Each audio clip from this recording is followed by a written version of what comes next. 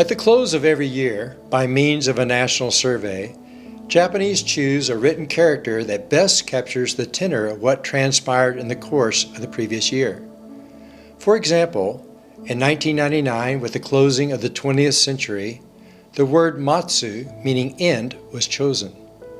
Following the Great East Japan earthquake in 2011 that reaped so much destruction upon Japan, but where many people and nations came together for aid, the character Kizuna, meaning bonds, connections, seemed to express the difficult events of that year.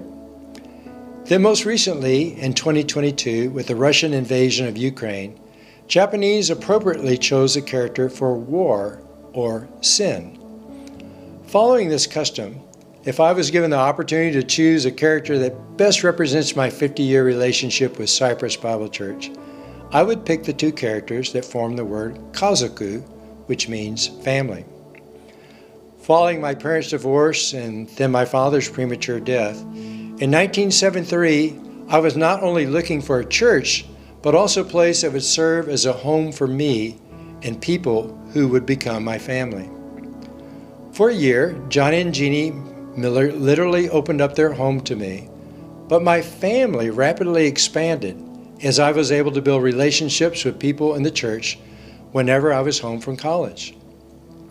CBC's core value of equipping the saints was deeply imprinted upon me through the example I saw fleshed out in others and through the early ministry experiences I was entrusted with, particularly among the youth. Following my marriage, Rowena was quickly supported by my CBC family and given free rein to exercise her particular ministry skills and passions in various areas.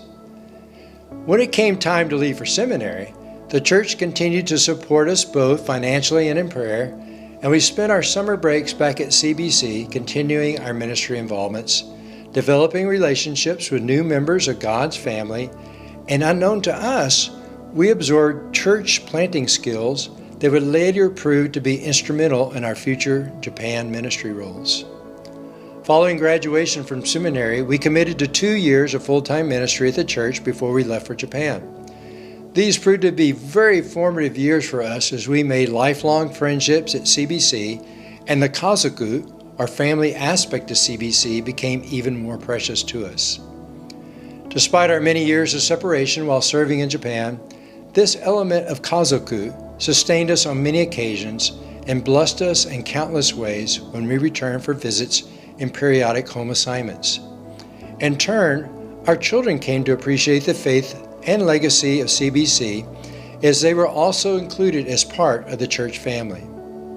As time passed, many of the faces changed at CBC and new family members were added, but we continued to treasure the unwavering support of this special gathering of God's people. As I am now in the position of advising new workers preparing for the mission field, I frequently encourage them to find a church family that they can grow old with, which will hopefully prove to be a mutual blessing to the glory of God.